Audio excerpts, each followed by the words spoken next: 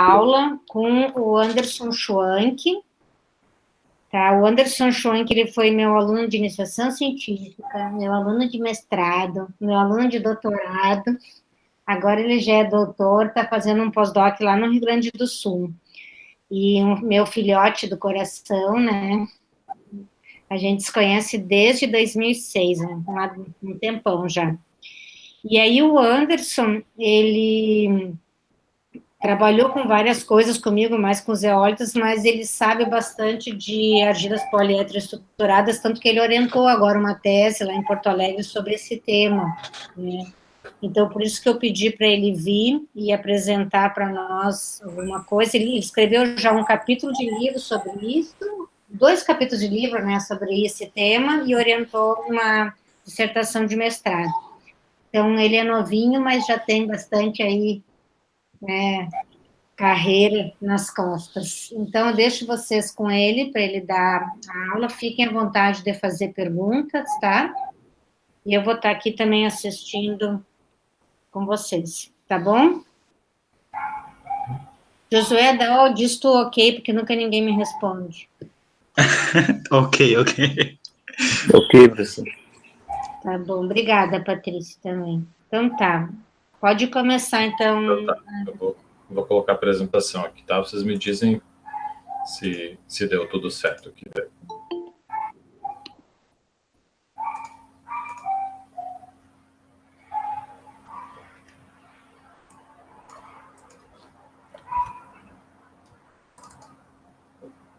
Tem um cachorro latindo aí atrás.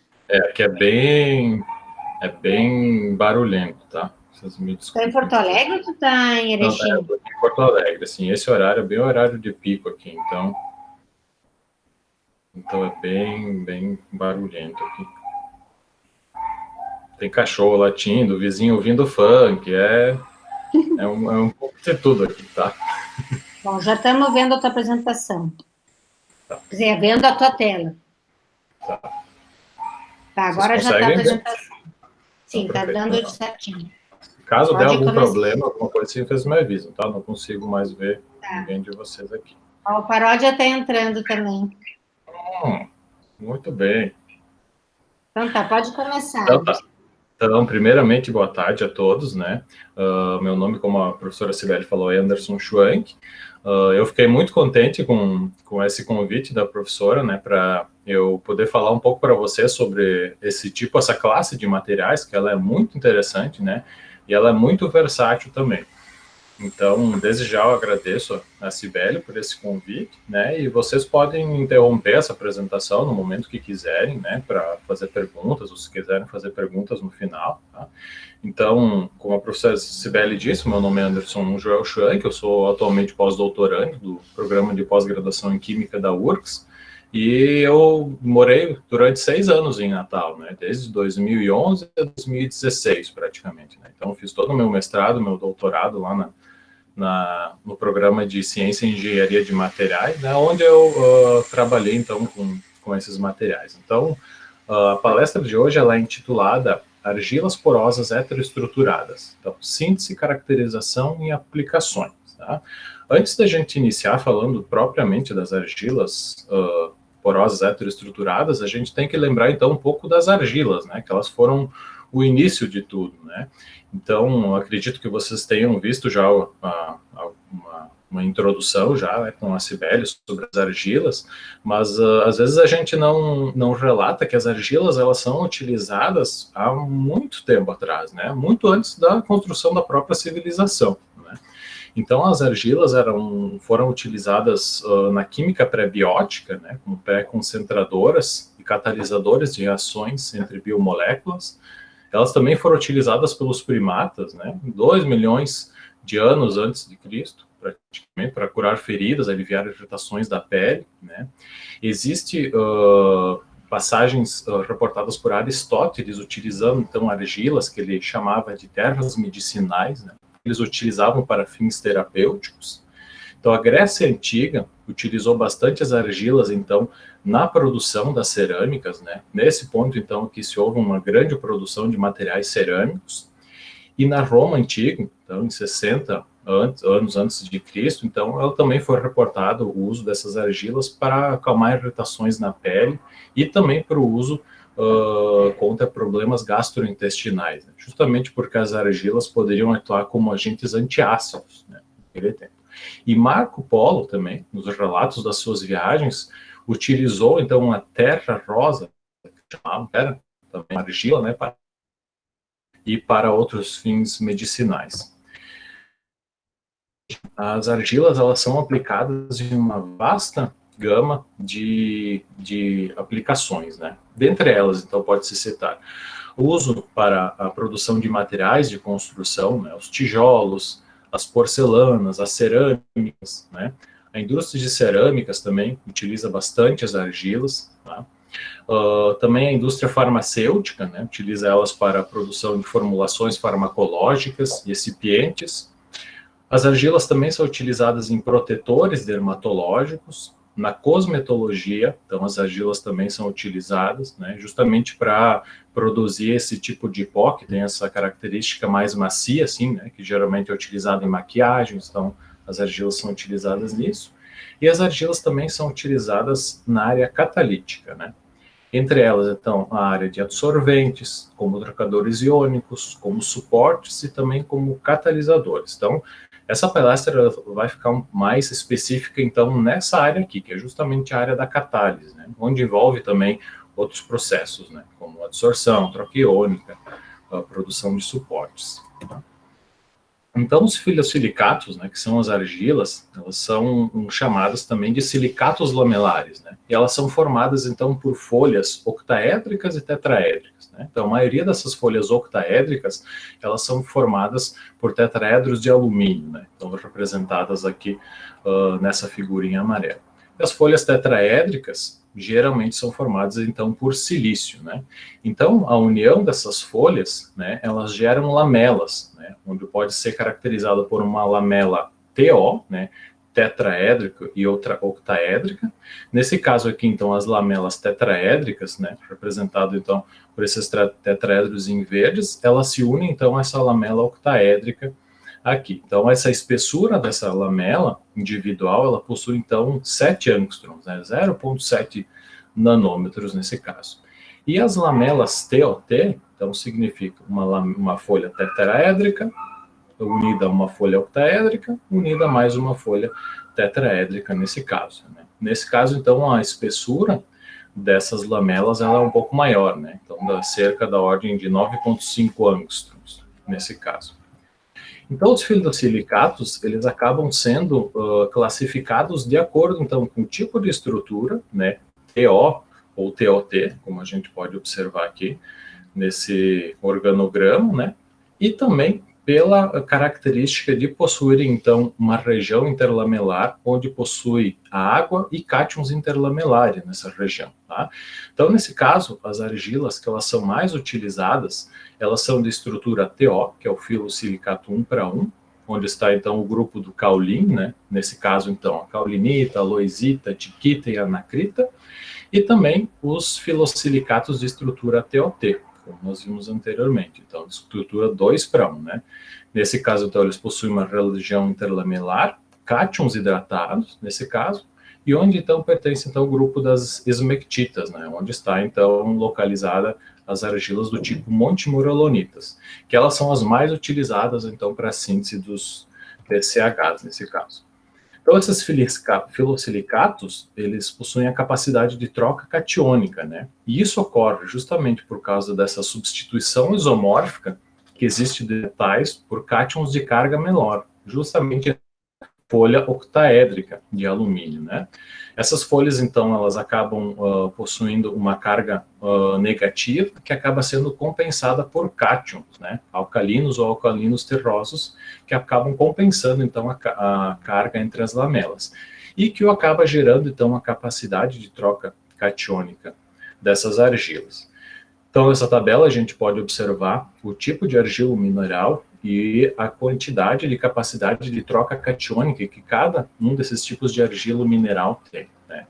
Nesse caso, então, a montemuralonita, ela tem uma elevada capacidade de troca catiônica, né?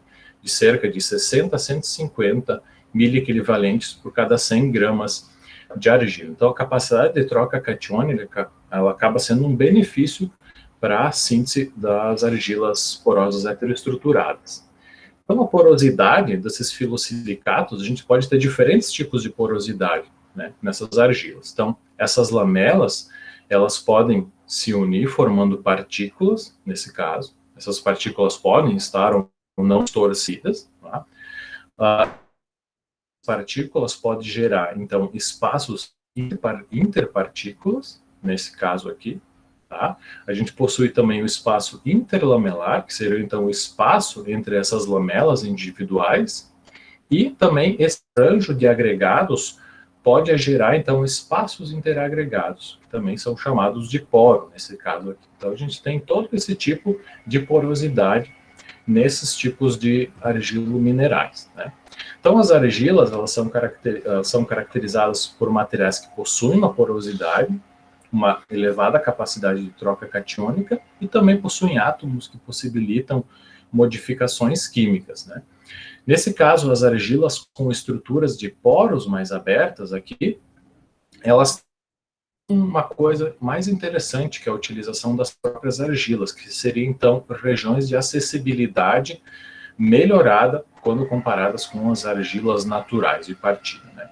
E nesse caso, a gente pode destacar dois tipos de materiais, que seriam as argilas pilarizadas, chamadas as PILCs, e as argilas porosas heteroestruturadas aqui, né? São chamadas de PCHs, né? Então, as argilas pilarizadas, elas serão apresentadas, eu acredito que na quarta-feira, pelo que a Sibeli me disse, pela Francine, né? Então, essa parte a gente não vou entrar muito, mas a gente precisa falar delas, né? Porque a síntese desses materiais, elas foram desenvolvidas durante um aspecto histórico, né?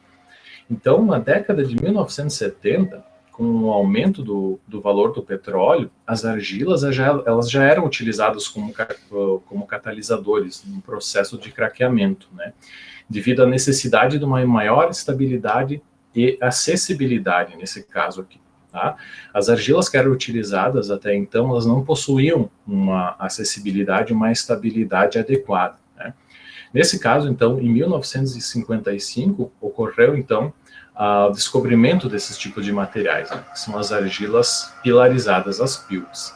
E nesse caso, então, o que acontecia?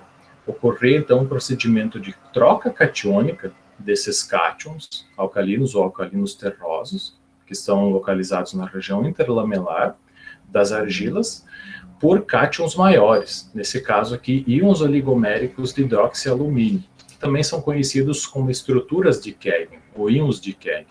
Nesse caso, essas estruturas, elas possuem, então, uma carga mais 7 aqui, o que indica que, então, na verdade, 7 íons de sódio, por exemplo, são substituídos para a entrada, então, de um íon dessa estrutura de Keggin, tá?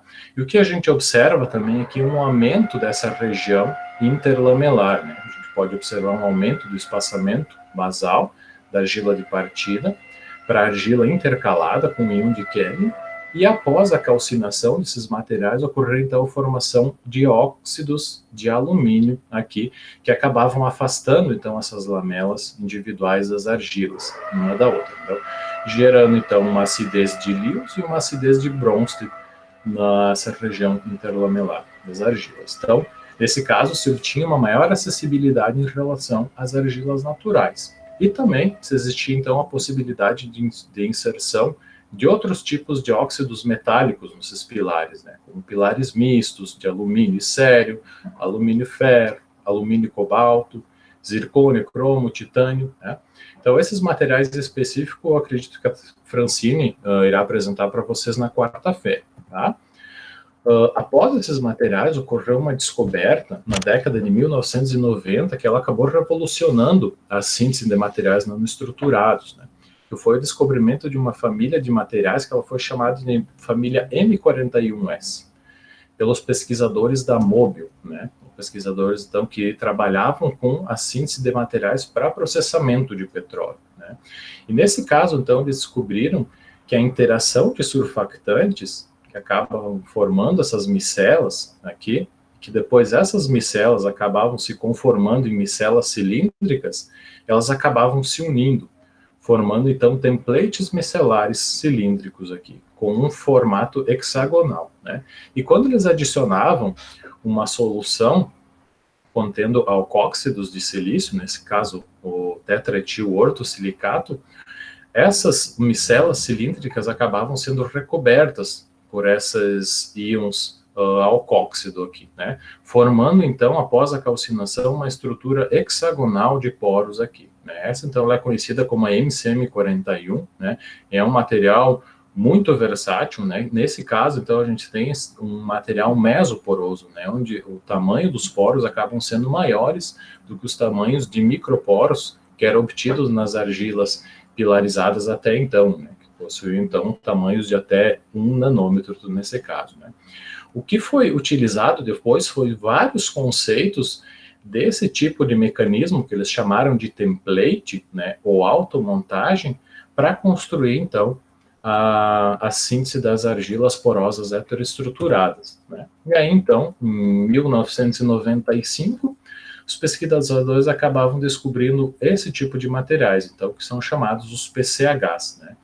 E eles são obtidos como? Então, a partir de uma troca iônica desses cátions interlamelares de uma argila natural, por exemplo, por surfactantes carregados positivamente, que acabavam formando micelas cilíndricas justamente na região interlamelar dessas argilas. Tá? Então, após a incorporação de uma fonte de silício, nesse caso, e uma calcinação, se obtinha, então, regiões interlamelares com uma acessibilidade muito maior do que as argilas pilarizadas até então, uma acessibilidade na região de mesoporos aqui, né? Então, cerca de 2 nanômetros, né? Que acabava sendo maior do que as argilas pilarizadas, sintetizadas até então.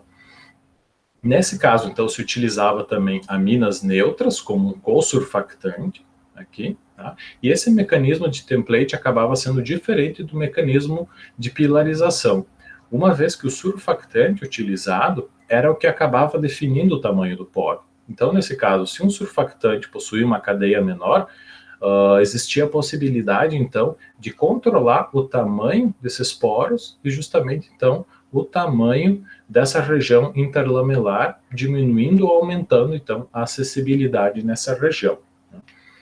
Então, nesse caso, os PCHs, eles são caracterizados como materiais de elevada área superficial, de uma elevada estabilidade térmica, justamente porque eles são calcinados a uma temperatura próxima a 600 graus Celsius para remoção do surfactante, né, nesse caso. Eles possuem propriedades texturais adaptáveis, justamente pelo controle, né, dessa região interlamelar, que ela é provida devido ao tipo de surfactante utilizado, ao tamanho da cadeia, uma acidez, uma capacidade de absorção e um desenho, um design, né, de tamanho de poros, né, justamente, então, advindos do tipo de surfactante utilizado nesse caso. Então, as características principais dos PCHs, eles foram de combinar as propriedades das argilas, né, que seriam, então, a capacidade de troca catiônica, a estrutura de lâminas rígidas e acidez, com a acessibilidade na região de mesoporos, que acabava sendo gerada pelo mecanismo de template, utilizando surfactantes, né, moléculas orgânicas, então, carregadas positivamente, que acabavam populando essa região interlamelar das argilas. Tá? Então, como é que era um mecanismo, né, proposto de formação dos PCHs, né? Convém ressaltar que esse é um mecanismo proposto, né? Ele acaba não correspondendo à realidade, né? Existe agora alguns trabalhos que estão focando justamente nessa parte do mecanismo, encontrando outras possíveis explicações para a formação desses materiais, né? Mas o mecanismo mais aceito até hoje é justamente o mecanismo que ele parte de uma argila, então, possui cátions de compensação de carga, né, que são, então, adicionadas a uma solução contendo surfactantes carregados positivamente, nesse caso. Ocorre, então, nesse caso, a troca iônica dos íons cálcio ou sódio, que estão localizados na região interlamelar, por esses surfactantes, né?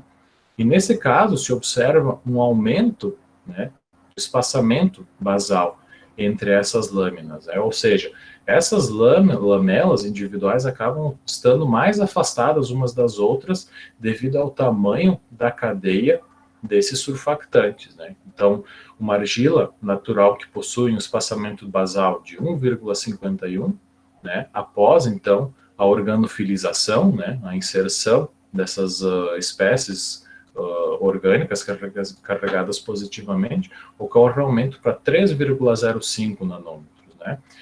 Se a gente sabe o tamanho, o comprimento, né, molecular de uma desses surfactantes, a gente pode dizer qual que é o tipo de acomodação também que esses surfactantes podem estar, então, nessa região interlamelar, tá? Mas esse tipo de acomodação a gente vai falar um pouco depois, então, na parte dos mecanismos de síntese e na influência desses reagentes, tá? Nesse caso, então, após a formação de um material, de uma argila, que também é chamada argila organofílica, organofilizada, né, se adiciona, então, uma solução pilarizante, tá? Pode ser formada por alcóxidos de silício, de titânio, justamente que irão formar essas paredes aqui, tá? Entre essas lamelas, tá? Então, o TEOS, nesse caso, o tetraetilortosilicato, ele acaba, então, recobrindo essas micelas e acaba, então, formando esse material híbrido, né? Então, chamado de argila surfactante TEOS, né? E que após a calcinação, após o tratamento térmico, né, ocorre, então, uma oxidação aqui, e todo esse material orgânico, ele vira CO2, né, ele vai embora e se obtém, então, o PCH, que é, então, um material que possui um espaçamento basal geralmente de 3 nanômetros, né? Se a gente lembrar quanto que era a espessura de uma lamela individual, a gente lembra, então, que era na cerca de 0,98 nanômetros, né? Isso significa, então, que a gente tem um espaçamento basal de aproximadamente 2 nanômetros aqui, né? Que acaba sendo muito superior das argilas naturais e também das argilas pilarizadas, né? Então, essa região aqui, ela acaba sendo apta a absorver moléculas, né? A gente pode, nesse caso, também inserir espécies ativas aqui que podem estar melhor distribuídas, né? Para diferentes reações catalíticas, né? Que acaba que a gente vai ver em seguida, então, na parte da aplicação, tá? Então, na parte dos parâmetros de síntese, é muito interessante que a gente tenha um controle, né? E também um conhecimento de que parâmetro pode influenciar na formação ou não desses materiais, tá? Então, os parâmetros principais de síntese dos PCH são o tipo de argila mineral utilizado, né? A gente não pode sair por aí testando qualquer tipo de argila mineral, né? O tipo de surfactante e cosurfactante utilizado, né? Aqueles que vão formar, então, o material organofilizado, que vão usar também a característica do tamanho, né? Da região interlamelar, dessas distâncias, o tipo de agente pilarizante que será utilizado, né?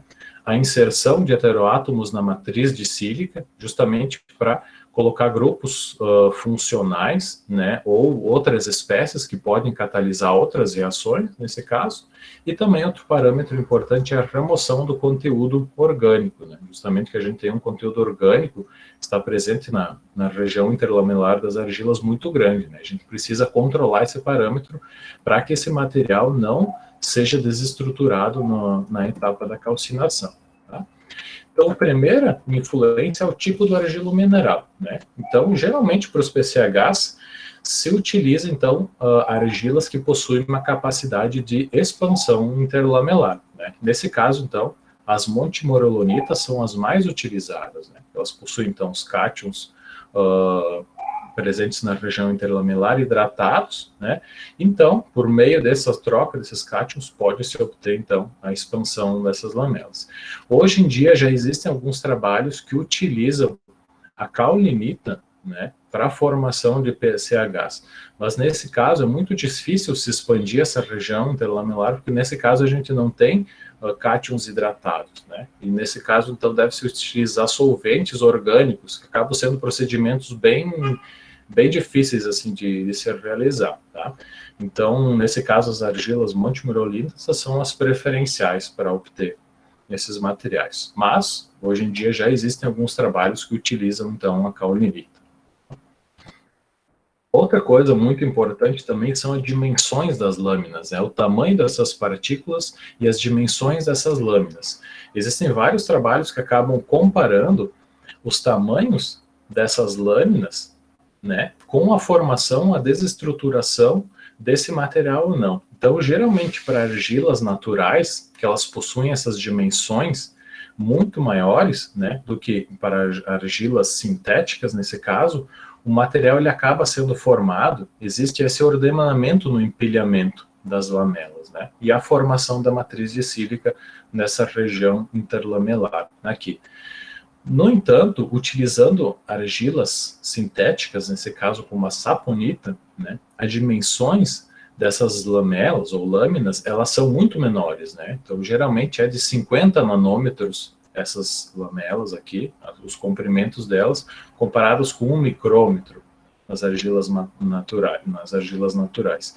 Isso acaba ocorrendo, então, uma perda na ordem de empilhamento dessas lamelas, né? Então, formando, nesse caso aqui, uma estrutura tridimensional.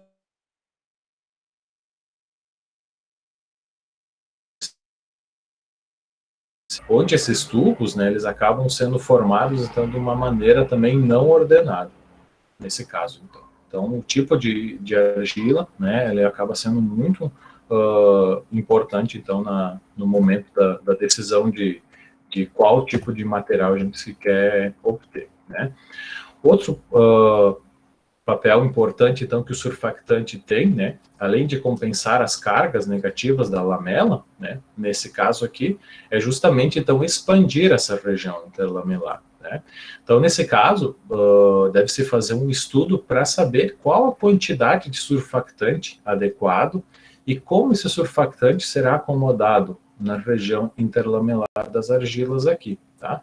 Já existem estudos que comprovam que aumentando a concentração desse surfactante, né, de uma solução que a gente prepara com esse surfactante, a gente obtém esses diferentes tipos de acomodação aqui do surfactante, tá? Então, nesse caso, uma argila natural, né, ela é trocada, né, por surfactantes carregados positivamente, em uma concentração relativamente baixa desse surfactante, esse surfactante ele pode estar lateralmente acomodado aqui na região interlamelar, então promovendo então uma acomodação do tipo monocamada lateral, né? Então o surfactante ele acaba ficando deitado aqui na região interlamelar, tá? Quando a gente aumenta a concentração do surfactante, esse surfactante ele pode se acomodar na forma de bicamada lateral. Nesse caso nós temos dois surfactantes aqui deitados aqui, tá? Então por isso que é o bicamada lateral nesse caso. E a distância, né, basal, o espaçamento basal, ele vai aumentando, né, aqui gradativamente. Então isso a gente consegue controlar facilmente pela difração de raio-x, né, que a gente consegue ver uma reflexão que ela acaba sendo característica do espaçamento, né, interplanar, nesse caso, a gente consegue comprovar isso aqui muito facilmente, né, com análise de difração de raio-x. No caso, então, da orientação ou acomodação pseudo-tricamada, existem, então, 3 moléculas de surfactante que acabam sendo, estão deitadas aqui, né, nessa região interlamelar. E quando se aumenta mais a concentração do surfactante, se obtém esse tipo de acomodação, que é o monocamada tipo parafina, né? Nesse caso aqui, o surfactante se encontra perpendicularmente orientado na região interlamelar, né? Então, nisso a gente também consegue controlar o tipo de tamanho, né, de poro que a gente vai querer obter em cada um desses materiais, né? E aumentando ainda mais a concentração, né, a gente pode obter esse outro tipo, o último tipo de acomodação, que é o parafina bicamada. Nesse caso, então, existem 2 camadas aqui, né, de surfactantes aqui, que eles formam, então, um aumento, né, na região muito maior aqui, né, nesse caso aqui de 4,3 nanômetros, né, indicando que essas regiões de galeria que possuem 3 nanômetros, né, de tamanho aqui, tá? Então, nesse caso, então, além de expandir a região interlaminar, eles também acabam controlando, né, o tamanho dos pilares de sílica a serem formados, esses materiais. Então, aqui tem uma tabela que ela acaba, então, fazendo uma comparação do tipo de surfactante utilizado, o tipo de cosurfactante e as áreas BT, que são obtidas, e o tamanho de poros que é obtido aqui em cada material. Então, esse tipo de surfactante aqui é o brometo de hexadeciltrimetilamônio. Então, é uma cadeia de 16 carbonos, né? Nesse caso aqui não é uma cadeia maior quando comparada ao brometo de dodeciltrimetilamônio, é uma cadeia de 12 carbonos, e aqui o brometo de deciltrimetilamônio, uma cadeia de 10 carbonos.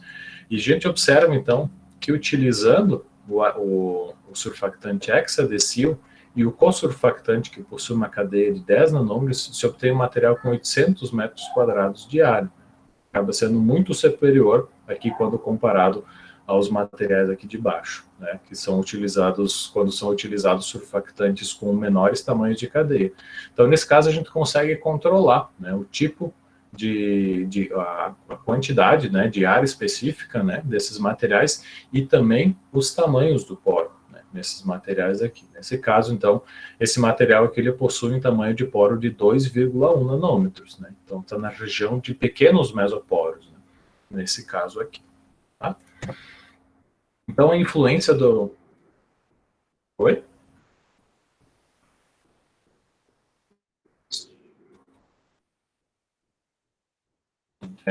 Aqui?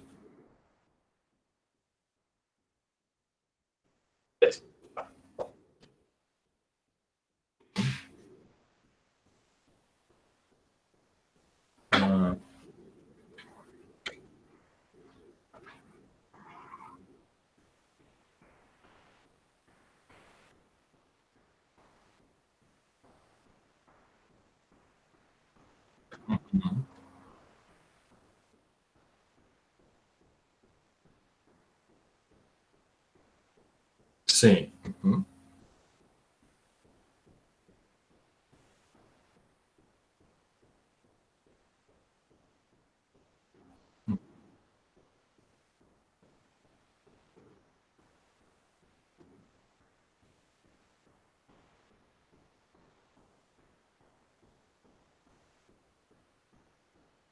Sim.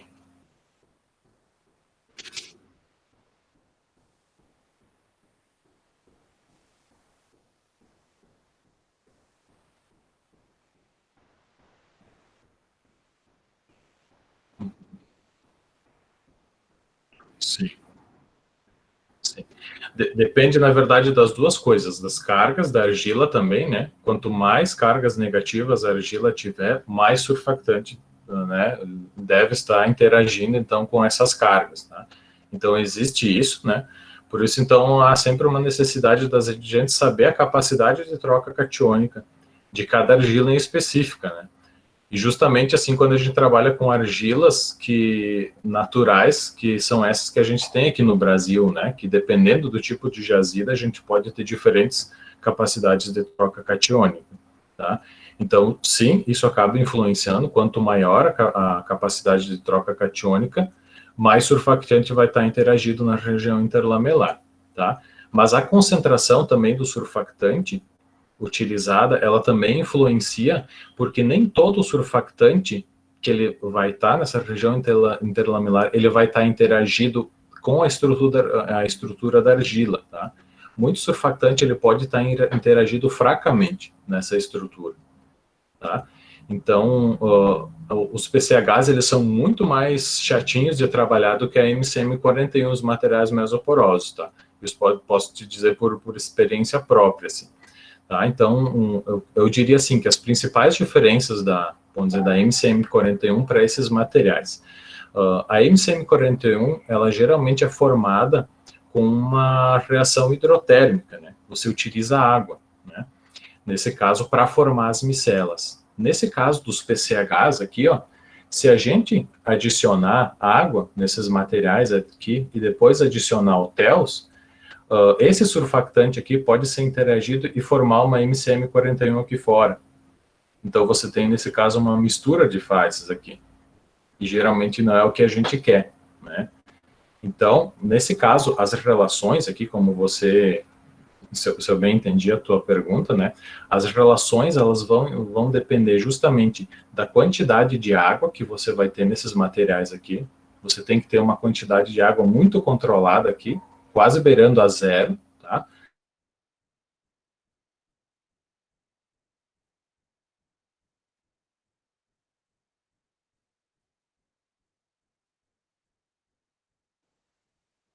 Vocês estão ouvindo? Para mim, cortou o som. Uma... Anderson, Oi. Voltou agora? cortou o som, a gente perdeu, acho que assim, alguns segundos do que tu falou. Tá, Eu vocês acho que lembram foi assim quando aonde você que eu... começou a falar de água, É, da que quantidade de é água água. próximo de zero, né, essa saga. Isso, então assim, então a quantidade de água influencia muito nesse caso aqui, porque é ela que vai promover depois a hidrólise e a condensação do TELS aqui. Se a gente tem uma quantidade muito grande de água nessa região aqui, ó, e juntamente com a argila organofílica, pode ocorrer a formação, por exemplo, de uma MCM41 aqui fora, e não é o que a gente quer. Então a gente tem que ter uma quantidade de água controlada aqui nessa região, para que a reação de hidrólise e condensação ocorra na galeria, né? Seja confinada nessa galeria aqui, tá? Nesse caso. Então, por isso que muitos utilizam também a importante que seria uma mina primária, né? Porque a mina, ela acaba catalisando essa reação ali e também formando, então, auxiliando na polimerização da sílica na região interlamelar. Alguém tinha falado alguma coisa ali? Não? Professor, eu tenho uma dúvida. A influência do cátion trocável, diferente casos de cátions trocáveis. Sim, a influência do cátion trocável. Geralmente, cátions com maior valência são mais difíceis de se trocar, tá?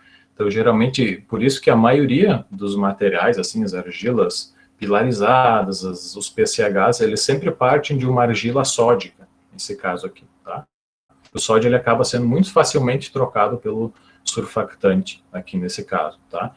Então, preferencialmente, geralmente se utilizam, então, argilas sódicas aqui, porque a troca ela é muito mais facilitada, tá? Nesse caso. Já cátions maiores, né, de valentes, nesse caso, acabam sendo bastante dificultados, né, nessa parte da reação de troca catiônica. Acho que alguém tinha feito mais alguma pergunta, né? Esse? Ah.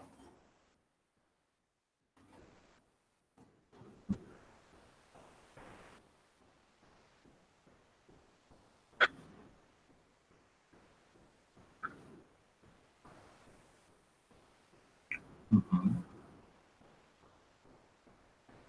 Sim. Uhum.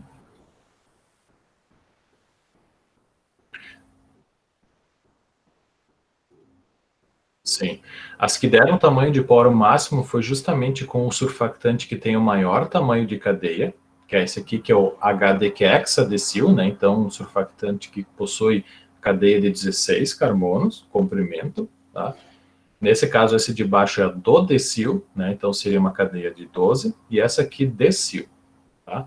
Então, o que a gente vê que tem uma maior área específica aqui, ó, seria justamente dentro da classe aqui dos materiais que utilizaram o surfactante hexadecil e também o cosurfactante, né, a dodecilamina, desculpa, aqui, ó, a decilamina, aqui nesse caso, tá?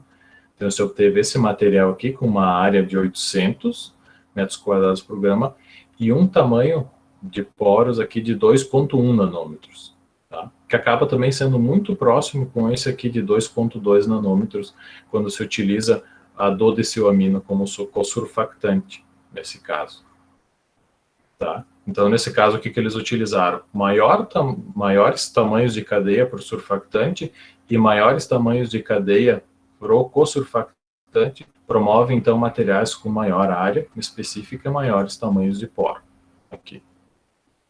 Certo?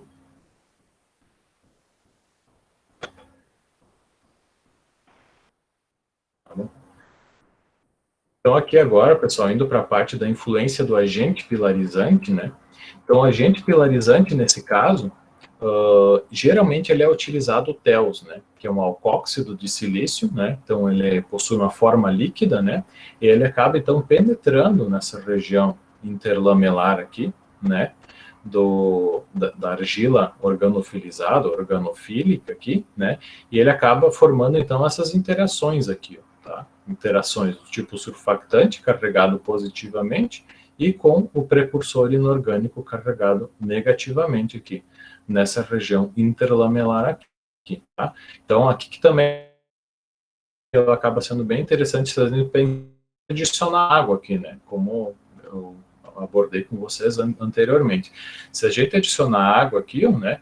Esse surfactante que pode estar aqui fracamente interagido, na região interlamelar, pode formar uma MCM41 aqui fora, né? E não é o caso que a gente quer nesse material aqui, né? Então, esse acaba sendo a parte mais crítica para a gente conseguir avaliar esse tipo de material, tá? Então, depois, então, que esse agente pilarizante ele é adicionado aqui na região interlaminar, a gente pode, então, promover a remoção desse surfactante, né? Tanto por uma calcinação a 600 graus Celsius, ou também por uma extração utilizando solvente, né? Há alguns trabalhos que utilizam, então, etanol com ácido clorídrico, né, para remover esses solventes, justamente, então, para não ser um tratamento térmico muito agressivo nesse caso, né? E aqui, então, depois ele é formado, então, essas paredes de sílica, né, que são paredes de sílica amorfa, na região interlamelar. Tá? Aí vocês podem me perguntar, mas como é que é esse tipo de poro aqui, né? Você não mostrou antes que na MCM41 era um poro cilíndrico, né? Tem muitas imagens, assim, dos PCHs, que eles realmente reportam que são poros cilíndricos, mas hoje a gente não sabe isso, né? A gente não sabe por alguns motivos, né? Um deles é porque a estrutura dessa sílica, ela é uma periodicidade, né? Então a gente não consegue obter um material, por exemplo, assim, com esses cilindros aqui, que eles são claramente visíveis, por exemplo, por microscopia, né? Mas o que a gente sabe é que existe, então, depósitos de sílica que acabam sendo formados nessa região interlamelar aqui, tá? E que acabam afastando, então, essas lamelas umas das outras, né? Lembrem que aqui, ó, a gente tinha o surfactante, então, interagido, né? Com a estrutura aqui tanto do alcóxido de silício como da estrutura positiva, carregada positivamente aqui da argila, né? Se a gente removeu os íons sódio ou cálcio pelo processo de troca catiônica pelo surfactante, após a calcinação a gente tem a formação, então, de prótons aqui que acabam compensando essas cargas, tá? Então, consequentemente, a gente tem uma formação do material ácido aqui, né?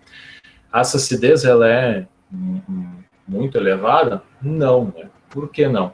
Porque nesse caso a gente acaba, vamos dizer, diluindo, entre aspas, essa acidez, porque a gente aumenta o teor de sílica aqui no material, quando a gente promove, então, a pilarização, né? Com, nesse caso, pilares de sílica aqui, tá? Então a gente acaba tendo uma diminuição, um pouco, da acidez, mas a gente acaba ganhando em acessibilidade aqui nesses materiais, tá? Outros tipos de agente pilarizante pode ser utilizado? Sim, existem outros tipos de agente, né? Tertibutil, orto, titanato, se eu não me engano, é o nome, né? Que é um alcóxido de titânio. Então, ele pode ser utilizado aqui. Nesse caso, após a calcinação, se gera espécies aqui, então, sítios ativos que podem promover reações de oxidação e redução, nesse caso, né? Outras fontes também, etóxido de nióbio, que funcionam, nesse caso aqui, para promover, então, a formação de outras espécies. Então, a gente pode também controlar isso, né? Não somente a acidez e a acessibilidade aqui, mas também acabar decorando esses pilares aqui com espécies ativas, dependendo do tipo de reação que a gente vai querer, tá? Então, aqui agora eu passo para algumas aplicações, né? Desses materiais, uma forma bem breve, assim. Então, geralmente, né, os PCHs, eles foram primeiramente sintetizados visando, então, uma catálise ácida, né, que era justamente também para tentar craquear, né, frações pesadas de petróleo, né. Mas devido, então, à acidez desses materiais não serem tão ácidos quanto as zeólitas que eles eram utilizados, eles acabaram não tendo, né, essa aplicação tanto em nível industrial. Mas a gente pode, então, também adicionar, né, espécies de alumínio via aluminação, né, espécies pós-síntese depois, que acabam aumentando a acidez, né, desse material. Nesse caso aqui, então, ele é uma reação, então, de desidratação de etanol, né, e aqui, então, seria, então, o rendimento de etileno. Então, a gente observa que um PCH, né, após uma aluminação pós-síntese, né, ele tem, então, um rendimento de etileno muito maior que um PCH obtido, então, de uma forma natural aqui, né, sem, então, a presença de alumínio nesse caso, né. Então, a gente pode trabalhar também com essas inserções dessas espécies depois, tanto por síntese direta, né, que esses, no caso, a inserção dessas espécies nos pilares, ou também por inserção via pós-síntese depois, tá? Esse, então, acaba sendo um outro exemplo, né, da síntese, então, de um PCH, aqui, no qual os autores adicionaram, depois fizeram uma impregnação de ferro, né, de óxido de ferro, aqui nesse caso, e utilizaram, então, esses PCHs aqui para oxidação catalítica de compostos orgânicos voláteis, né, os VOX, que eles chamam, né. Então, o que se observa aqui, ó, né, seriam, então, os teores de ferro que eles utilizaram, 4,4%, 8,5%, 15,6%. Observaram que quanto maior o teor de ferro adicionado, né, essa reação, então, ocorria em tempos menores, né, e com uma conversão de tolueno a 100% aqui, né, em temperaturas muito baixas aqui, nesse caso, tá? Então, esse também é uma das formas da gente obter, né, um material.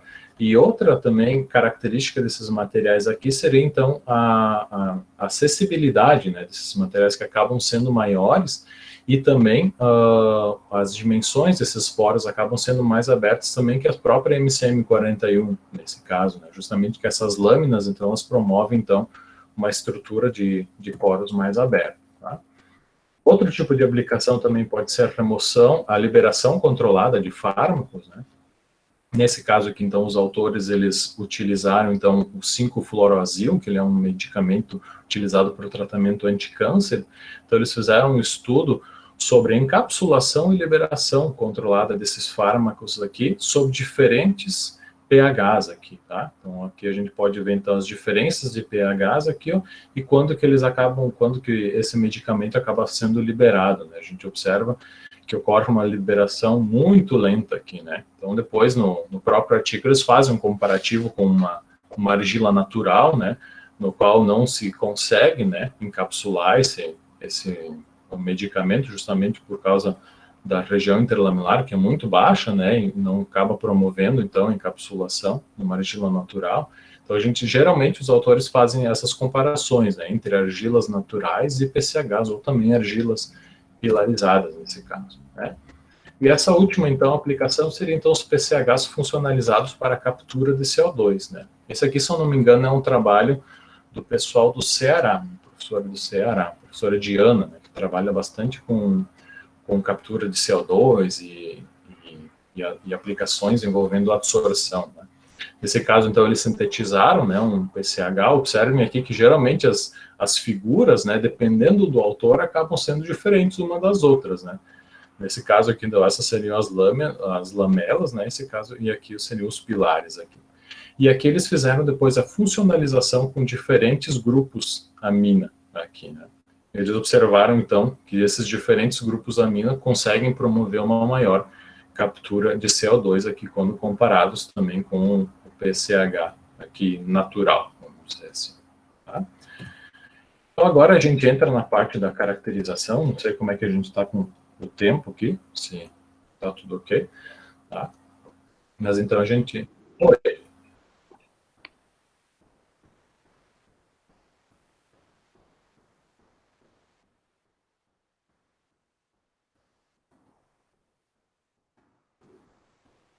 Uhum.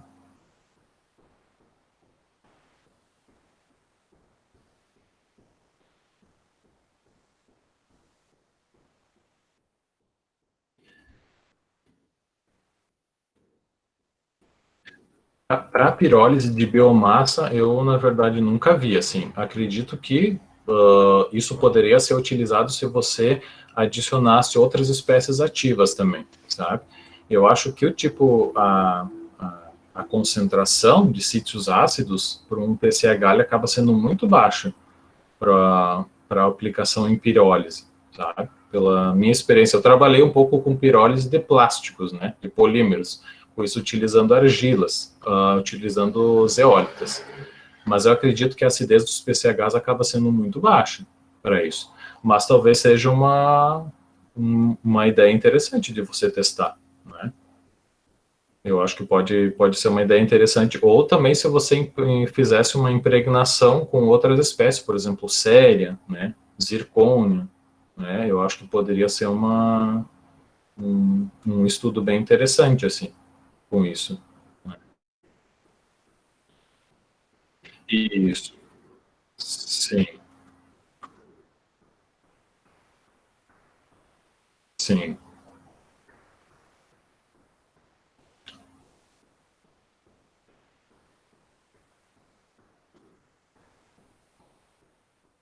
Isso, o tamanho de poro, assim.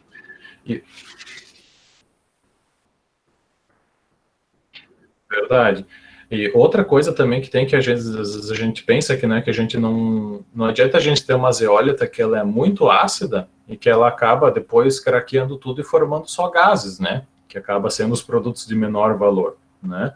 Então, talvez esses materiais poderiam ser interessantes para a formação de produtos maiores, né, ali na região de gasolinas, né, das ceras. Talvez seja interessante mesmo, mas uma aplicação específica para pirólise, assim, eu não vi ainda de PCHs. Talvez seja uma coisa interessante mesmo, né? Para você trabalhar. Nada. Então, pessoal, agora a gente entra na parte da caracterização, tá? E aqui eu elenquei, então, 3 caracterizações principais, né, que a gente utiliza, assim, que a gente consegue comprovar se os materiais realmente são formados ou não. Então, a primeira delas é a difração de raio-x, né, que é uma caracterização primordial, assim, acho que é a caracterização principal que a gente tem que realizar, né, para observar a formação desse material. Então, o que a gente observa aqui, ó, né, nesse caso. Então, esse foi um artigo aqui, né, que foi publicado aqui em 2009, então, e aqui eu fiz um esqueminha aqui do que a gente consegue observar a partir dos padrões de difração de raio-x desses materiais, né. Então, nesse caso aqui, a gente tem um padrão de difração de raio-x de uma argila sódica, né, uma montemurulonita sódica, ela possui um espaçamento basal de 1,26, né, que seria nada mais, nada menos que a soma da espessura individual de uma lamela, mais a região de galeria, aqui onde estão localizados os cátions, né, hidratados aqui. Tá? Após a organofilização, né, ocorre um aumento. Nesse caso aqui, os autores não mostram o padrão de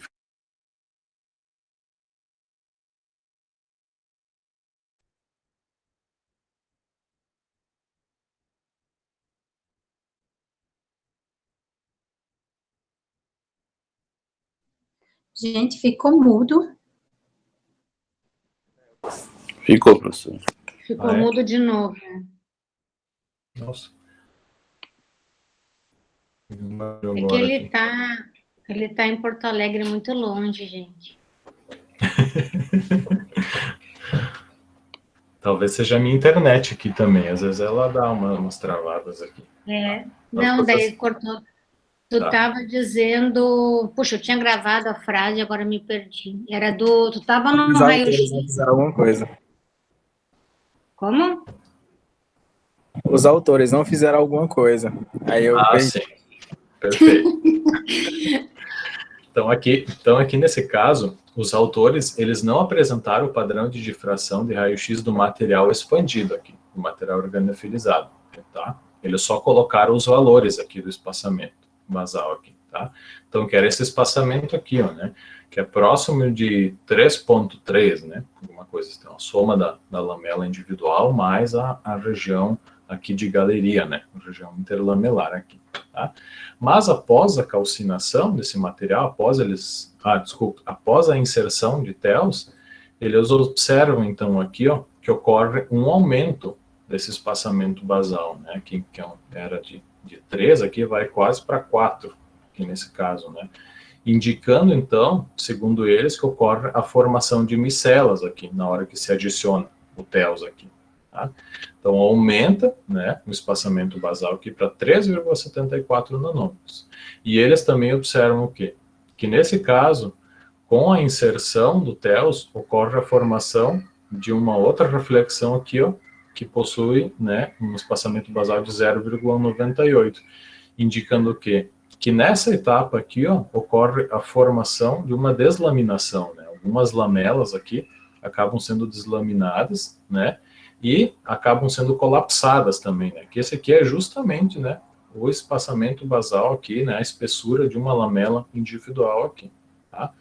E depois de calcinado esse material, né, quando se forma então a estrutura de sílica na região interlaminar, esse espaçamento ele ainda é mantido aqui, ó, 3,75 nanômetros aqui, indicando nesse caso então que essas lamelas estão separadas aqui, né, por depósitos de sílica aqui, né, na forma amorfa nesse caso, tá? Então a difração de raio-x ela consegue, né, nos dar essa informação, por exemplo. Se a gente observou, então, que a gente não tem nenhuma reflexão aqui em ângulos baixos, nesse caso, né, pode ocorrer, então, do material também ter deslaminado, né. A experiência que eu tenho aqui com algumas argilas que a gente utilizou é que, dependendo do tipo de tratamento, a gente não observa nenhuma reflexão aqui em baixo ângulo, indicando, então, que o tratamento, ele acabou ocasionando a deslaminação total desse material. Tá? Então, nesse caso, a gente tem um material tridimensional e não um material bidimensional nesse caso, né? Que também pode ser interessante para fins catalíticos, tá? Nesse caso. Então, na parte das isotérmicas de absorção de nitrogênio, né, a gente consegue observar, então, as diferenças, que elas são bem claras aqui, né, comparadas, então, por uma montimeriolonita, né, uma argila natural, que possui uma área PT de praticamente 70 metros quadrados por grama, e depois a formação dos PCHs aqui, né, a área então aumenta consideravelmente, né, cerca de 700 metros quadrados aqui, nesse caso 720, né, e a gente vê então uma diferença então no tipo de isoterma aqui nesse caso, né. Então aqui nesse caso dos PCHs a gente tem uma combinação de isotermas do tipo 1, né, que são características de materiais microporosos em baixas pressões, aqui, né, indicando então o aumento da quantidade de nitrogênio absorvido, e uma isoterma do tipo 4, né, em pressões maiores aqui, justamente devido ao fenômeno de condensação capilar que ocorre então nos mesoporos desses materiais, tá? E a esterese, nesse caso dos materiais, ela acaba sendo o tipo H3, que é dos poros em formato de fendas, né, nesse caso. Se a gente comparar com o tipo de esterese de uma MCM41, ele acaba sendo diferente também, né? A esterese do tipo da MCM41 é tipo H1, né, que acaba sendo de poros com geometria cilíndrica, né? Então isso também acaba sendo ainda há controvérsias, né, da comparação dos materiais dos PCHs para as MCM41, justamente por esse tipo de poros, né, que acaba então formando fendas ao invés de poros cilíndricos nesse caso, tá? Então ainda existe essa divergência, né, entre vários autores, que uns falam, não, são poros cilíndricos, outros não, são poros tipo fendas, né, a sílica só está lá atuando como um espaçador, né, entre as lamelas. Então isso ainda não está bem, né, bem definido, né, e também acaba sendo um objeto de estudo que pode ser bem interessante, né, para isso assim, tá? E a terceira aplicação, né, eu julgo a mais importante para os PCHs, é justamente a microscopia eletrônica de transmissão, né? Ela que realmente vai nos dar informação se esses materiais foram expandidos ou não, se há presença, por exemplo, de MCM41, uma impureza de fase, né, ali uma mesofase ou não, porque as argilas têm características muito peculiares, né, elas possuem hábitos lamelares aqui, né, então a gente consegue ver aqui, ó, nessas partículas que são formadas por várias lamelas aqui, né, elas são um pouco distorcidas aqui nas argilas naturais, mas nas argilas organofílicas a gente consegue observar bem aqui, ó, isso aqui seria uma lamela individual, um espaço entre elas aqui, né, onde o surfactante pode estar, então, né, populando essa região ali, então a gente consegue observar que essas lamelas, há um espaço entre essas lamelas, né, nesse caso aqui, tá? E depois, no material, no PCH formado, todas essas regiões brancas aqui, ó, com menos densidade de contraste, são os poros formados nesse material. Tá? Então, a gente tem aqui, a gente não tem uns hábitos bem definidos, assim, nesses materiais, né? Como a gente geralmente, como eu abordei antes das figuras, né? A gente vê aqueles poros, todos aqueles pilares, um do lado do outro, mas isso não acontece, né, em nível molecular, né? O que a gente tem é isso, alguns poros aqui, né, que acabam sendo afastados por uma ou duas lamelas, né, depois outras regiões de poros aqui, né, que acabam não sendo tão organizados, né, mas que acabam no final aumentando, então, a área desses materiais e tornando eles mais versáteis do que as argilas naturais, né, geralmente utilizadas, tá? Então, como conclusões, né, que a gente consegue tirar disso tudo é que as argilas porosas heteroestruturadas, elas são materiais muito promissores, né, justamente porque elas possuem um baixo custo, né, existe uma grande potencialidade em modificação desses materiais, né, não existem muitas pessoas que trabalham com elas, né, justamente às vezes por causa dessas questões, essas dúvidas de síntese, que muitas vezes não são adicionadas nos artigos, né? A gente tem que ir lá para o laboratório, quebrar a cara e ver se funciona ou não as coisas, né? Assim, então, são materiais muito interessantes. O Brasil ele também possui jazidas de argilominerais em abundância, né? E a síntese de materiais avançados pode agregar valor a essa matéria-prima, né? A gente tem várias jazidas, né? Santa Catarina, na Paraíba, né? Na região amazônica, então a gente poderia agregar um valor nobre esses materiais, né? E muitas, como eu abordei antes, muitas questões sobre a síntese desses materiais ainda necessitam de maior aprofundamento, né? Justamente qual é a natureza desses tipos de pilares, né? Como eles se comportam, se são pilares formados por cilindros ou só espécies de sílica que estão ali espaçando nessa região interlamelar ou não, tá? E também um controle do tamanho e natureza dos pilares, né? As estratégias de reutilização do surfactante e outras aplicações, né? Como a colega antes abordou, né? São ainda aplicações que não foram utilizadas e que podem apresentar um certo potencial, tá? Então, algumas dessas informações que eu passei para vocês, elas estão contidas nesse livro, né? Materiais mesoporosos, um caminho acessível, né? Que nós publicamos, né? Acredito, uns 3, 4 anos atrás, né, Sibeli, que contém, então, informações sobre a MCM41, os PCHs, a SDA15 e a KIT6, tá? Então, muitas dessas informações sobre o papel dos reagentes da síntese, o caráter histórico, eles estão abordados nesse capítulo, e, mais recentemente, a gente acabou publicando aqui em Porto Alegre esse capítulo de livro, né, que ele aborda, então, esses materiais que possuem estruturas de poros mais abertos, não só os PCHs, como outros, como as argilas pilarizadas, né, e as nanocompósitos de argila e sílica, que também são outros materiais bem interessantes. Então, se vocês quiserem, né, acho que pode ser uma literatura interessante para quem tem interesse nessa área, tá? Então, eu agradeço, né, a Sibeli novamente pela oportunidade de estar aqui falando para vocês sobre as argilas, né, que são materiais muito interessantes, que eu trabalhei desde a minha iniciação científica e continuo trabalhando até hoje, né, acho que sempre vou trabalhar, e agradeço a todos vocês pela atenção. Muito obrigado. Tá bom, muito obrigada, Anderson, muito didática, né, a apresentação, as imagens lindíssimas, né, como sempre tu fazes, né. Obrigado. Tu é muito bom, né, fazendo as apresentações e bem didático, gostei bastante, parabéns. Obrigado. Eu queria saber, depois tu pode nos deixar, pode ser em PDF, a tua apresentação para o pessoal ver ali, que tu coloca as referências, né, do material. Posso sim. Daí eu vou passar para eles também. Alguém tem alguma pergunta para o Anderson? Mais alguma, né? Pode fazer, pessoal. Pois o meu e-mail tá ali, às vezes se vocês precisam também de algum material em específico, lembrei daquela, né, aquela figura que você colocou, aquilo que você falou, onde é que eu posso achar, eu mando para vocês, não tem problema nenhum, tá? Eu acho que, assim, muito dessas coisas que eu apresentei para vocês aqui, ele está contido nesse capítulo, nesse último capítulo, tá? E tanto as aplicações mais recentes dos PCHs.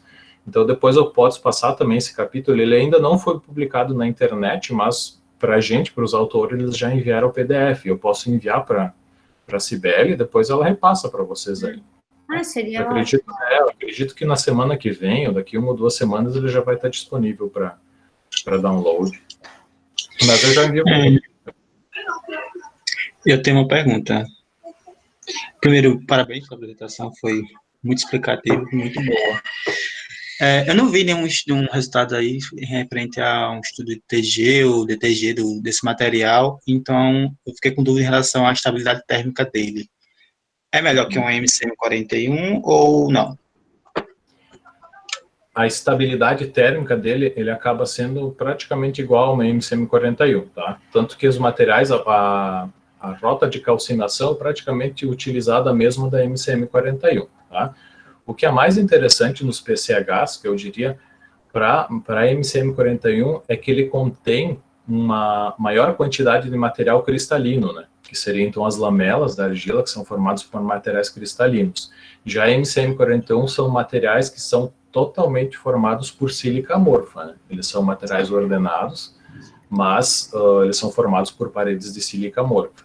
Tanto se você colocar 1 grama de MCM41 num beckerzinho, né, e colocar ele, agitar lá numa temperatura de 80 graus Celsius de um dia para o outro, você desestruturou o material, né? Nos PCHs isso não acontece, né? Porque a gente tem a estrutura cristalina da argila que acaba oferecendo uma maior resistência para o material, tá? E ele acaba desestruturando muito menos, tá? E quanto às perdas de massa, por exemplo, né, eu acabei não mostrando aqui, mas são perdas de massa características da decomposição do surfactante interagido fracamente com a estrutura. Então, existe uma perda de massa na região de 200 a 300 graus, tá? O primeiro evento que ocorre, que é o surfactante interagido fracamente com a estrutura, geralmente pelos grupos silanóis, né, que tem na lamela. Depois há uma outra evento de perda de massa em temperaturas maiores, de 300 a 500, que é a decomposição do surfactante fortemente interagido, que é justamente aquele surfactante que está interagido com a estrutura da lamela, né, compensando a carga negativa dela, tá? E um evento de perda de massa anterior, que é geralmente da água fisicamente absorvida, né, em 100 graus Celsius. Então, ele geralmente tem 3 eventos de perda de massas distintos, assim, nos PCHs. Entendi. Obrigado. Mais alguma pergunta, pessoal? Algum comentário para o Anderson?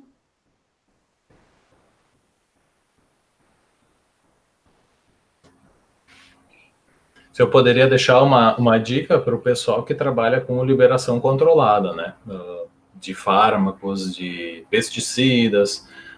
É uma aplicação que está com bastante crescimento agora para os PCHs, né? Então, pelo que eu notei, assim, agora, essa parte está aumentando bastante, tá? Se alguém, às vezes, trabalha com isso, vir a se interessar, né? Eu acho que é uma área bem legal, assim, bem interessante. Então, essa área, pelo que eu vejo, assim, ela está em bastante crescimento para os PCHs, né? Então, fica a dica, se caso... A Thaís está fazendo mestrado na farmácia. Não sei se tu chegaste a conhecer a Thaís, Anderson. Ela trabalha com a gente lá no laboratório. Eu acho que não conheci, não. Ela começou trabalhando sintetizando a magadita, né, como lamelares. E aí ela tem interesse também em testar outros lamelares, então ela ainda não definiu bem os materiais, ela está com a orientação do Túlio na farmácia, ela entrou na farmácia no mestrado. Legal. E o Josué também está comigo, mas o Josué está mais na parte de catálise, né, craqueamento de isopropilbenzeno com diversos materiais. E a Beatriz, que também entrou, a Beatriz sim está com argila.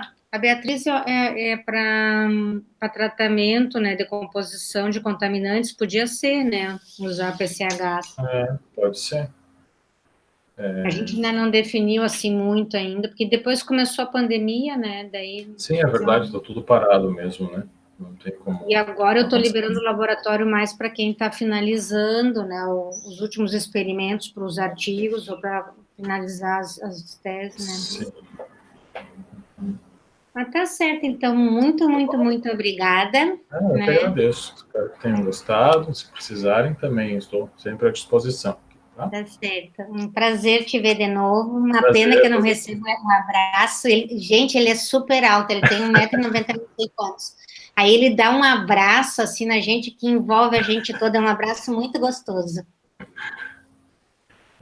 Tô com saudade também de vocês todos ali. Olha, eu acho que eu lembro todo dia, assim, do bom tempo que eu vivi lá, dos 6 anos, né? Assim, eu acho que se eu pudesse voltar, eu voltava lá.